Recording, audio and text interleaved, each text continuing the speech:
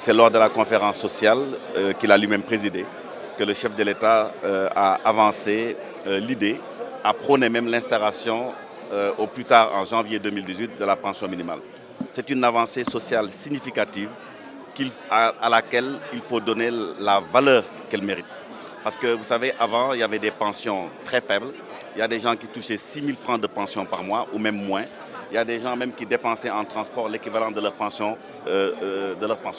Et donc le chef de l'État a pris une mesure novatrice, majeure, qui a consisté à plus d'équité sur le plan social, à plus de justice sur le plan social et à une meilleure solidarité.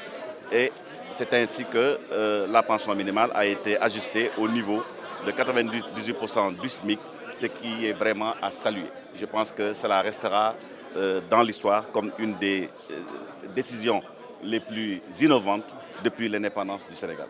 Et je crois que tout le monde s'en satisfait.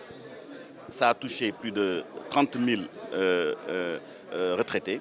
Quand on sait que chaque retraité fait vivre plus de 10 personnes, ça impacte une population de plus de 300 000 personnes, sans compter qu'on l'a corrélé à une augmentation généralisée des pensions, ce qui fait qu'il y a plus de entre 1 500 000 et 2 millions de personnes qui sont impactées par cette mesure.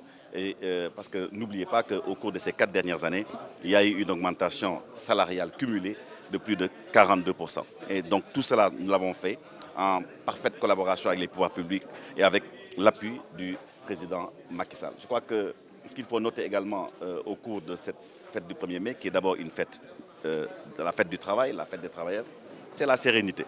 Le climat social apaisé, vous l'avez constaté vous-même, dans lequel ça s'est déroulé. Le président a incité le patronat également à accélérer les négociations dans le cadre de la convention collective interprofessionnelle.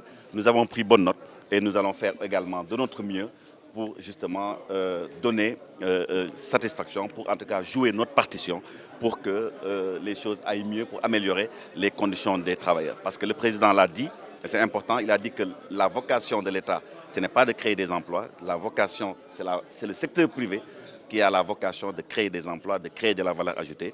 Et il a réaffirmé le soutien de l'État à ce qu'il y ait une préférence nationale, il l'a dit.